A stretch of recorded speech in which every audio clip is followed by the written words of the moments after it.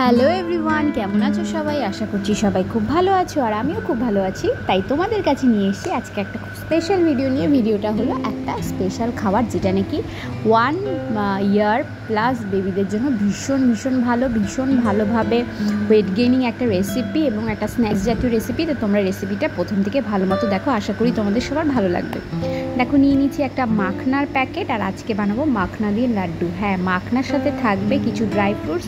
আমি first time করছি তাই আমি নিয়েছি শুধু আমন্ড বাদাম। যদি এটা স্যুট করে যায় তারপরে তোমরা আমন্ড বাদামের সাথে অন্যান্য বাদাম ড্রাই ফ্রুটসও অ্যাড করতে পারো, কিন্তু প্রথমেই একবারে বেশি জিনিস অ্যাড না করাই ভালো, যেহেতু ওর বাচ্চারা খুব ছোট হয় এবং ওদের অনেক অ্যালার্জির প্রবলেম থাকতে পারে। তাই জন্য আস্তে আস্তে ধাপে ধাপে তোমাদেরকে ইনগ্রিডিয়েন্টস বাড়ানো উচিত।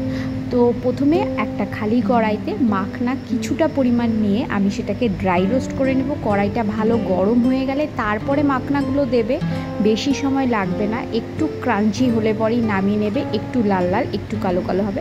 আমার এখানে একটু বেশি কালো হয়ে গেছে, যাই হোক, তো আরেকটু হালকা কালো হলেও হবে, একটু ক্রাঞ্চিনেস যাতে আসে, তারপরে নামিয়ে নেবে। তারপরে দেখো কাঠবাদামগুলো দিয়ে দিয়েছি। এই আমন্ড বাদামগুলো মোটামুটি 10-12টা 13টার মতো নিলেই হবে। তো যতটা মাখনা নেবে তার হাফ কাঠবাদাম মানে আমন্ড বাদাম নিলেই হবে। তো এটাকেও ভালো মতো ড্রাই রোস্ট করতে হবে, আর কিছুক্ষণ ড্রাই রোস্ট করার পরে একটু লাল লাল কালো কালো হয়ে গেলে পরে সেটাকেও তোমরা নামিয়ে নেবে। ভীষণ ইজি রেসিপি বন্ধুরা। আমরা তো বাড়িতে নিয়মিত ওই একঘেয়ে খাওয়ার বাচ্চাকে খাওয়াতে থাকি, কিন্তু আমাদের যেমন একঘেয়ে খাওয়ার খেতে ভালো লাগে না, ওদেরও তো ভালো লাগবে না। তাই একটু হাটকে একটু আলাদা ধরনের কিছু ট্রাই করলে পরে ওদেরও ভালো লাগে এবং খাওয়ার প্রতি ওদের একটা ইন্টারেস্ট জন্মায়। তাই মাঝে মাঝে বিভিন্ন রকমের রেসিপি যেটা নাকি বেবি ফ্রেন্ডলি রেসিপি অবশ্যই সেগুলো খাওয়ানো দরকার। আর এখানে কোনো রকম আমি চিনি ইউজ করছি না, যেহেতু এখানে গুড় আমি ইউজ করছি। তো গুড়ের একটা সিরাপ বাইন্ডিংয়ের জন্য দরকার। তো অল্প একটু জলের মধ্যে কিছুটা গুড় দিয়ে গরম করে নিলে পরে একটা গুড়ের সিরাপ তৈরি হয়ে যায়। তো এইভাবে তোমরা গুড়ের সিরাপ বা গুড়ের শিরাটা তৈরি করে নিতে পারো। বেশি কড়া পাক কড়া জাল কিচ্ছু করার দরকার নেই, হালকা জাস্ট একটু গুড়টা গলে গেলেই হবে। অনেক সময় বাজারে এরকম গুড়ের সিরাপ কিনতে পাওয়া যায়, সেটা ইউজ করতে পারো, কিন্তু আমার মনে হয় বাড়িতে বানিয়ে নেওয়াটাই সবচেয়ে ভালো। এরপরে যেগুলো আমি ড্রাই রোস্ট করলাম মাখনা আর আমন্ড বাদাম, সেগুলোকে একটা মিক্সি জারে মিক্স করে নিতে হবে এবং সাথে দিয়ে দিয়েছিলাম একটা কার্ডামম মানে হচ্ছে একটা এলাইচি। তাতে স্মেলটা ভালো আসবে এবং ওদের খাওয়ার প্রতি একটা ইন্টারেস্ট হবে, গন্ধে গন্ধেই ওরা খাবে। আর এই দেখো বন্ধুরা, ড্রাই করার পরে এটাকে মানে যেহেতু কাঠখোলায় ভেজে নিয়েছি তার জন্য গুঁড়ো করাটা কিন্তু ভীষণ সহজ। একটা ঘোরানোতেই আমার খুব ইজি ভালো মতো একদম গুঁড়ো গুঁড়ো হয়ে গেছে, ভীষণ ভালো। এবার এটার মধ্যে আমি দিয়ে দিলাম সিরাপটা।